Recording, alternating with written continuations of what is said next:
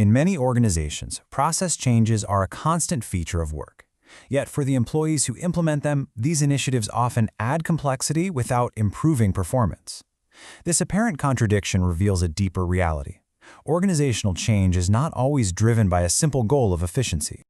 From an employee's perspective, this can feel like a continuous cycle of disruption. New workflows are introduced, systems are updated, and procedures are altered.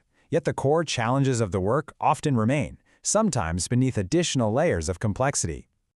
The common assumption is that organizational change is a direct response to a performance problem. However, different pressures trigger distinct kinds of change, not all of which are aimed at immediate performance gains. To understand this phenomenon, it is necessary to first recognize that change is not a single activity. It is driven by several distinct and sometimes conflicting organizational requirements.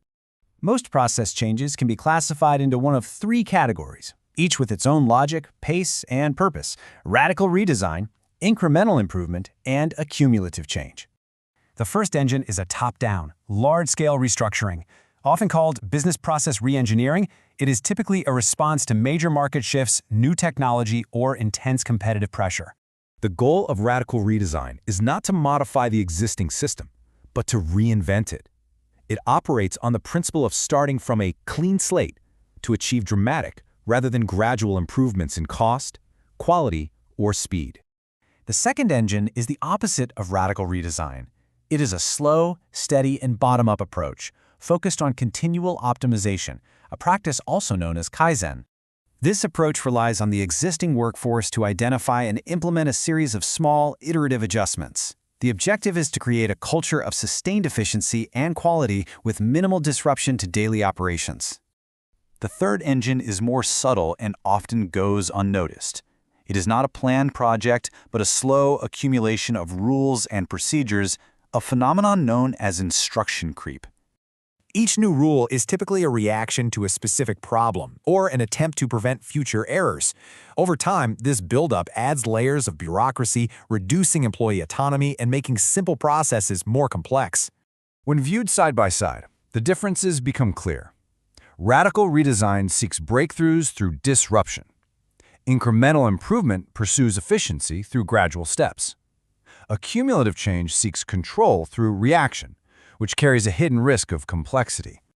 The success of any change, particularly large-scale redesigns, often depends on a critical factor that early models tended to overlook: the people involved. Michael Hammer, an early proponent of business process reengineering, later acknowledged this oversight. The initial focus was on process and technology, treating the organization like a machine to be reengineered rather than as a system of people. When the human dimension is not properly managed, the response can be predictable. Employees may resist changes they do not understand.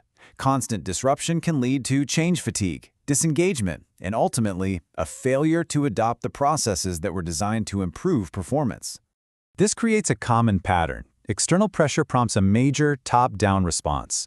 However, because this response often fails to adequately prepare the people who must implement it, the initiative loses momentum and does not deliver its intended benefits. In fact, a high percentage of radical re-engineering projects do not achieve their stated goals.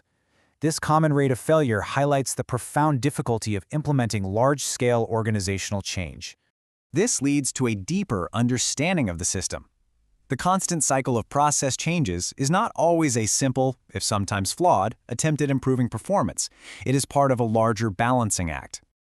Organizations face a fundamental tension. On one hand, they must adapt radically to survive in a competitive market. On the other, they need stable, optimized processes to deliver value efficiently today. These two needs are often in direct conflict. The feeling of pointless change often stems from the friction between these three forces. Radical redesign serves adaptation, incremental improvement serves optimization, and a cumulative change serves the need for control. These forces pull the organization in different directions. Therefore, constant process change is not simply an effort to improve performance, it is the result of a system optimizing for its own survival by constantly trading off the need for radical adaptation against the need for stable, predictable operations.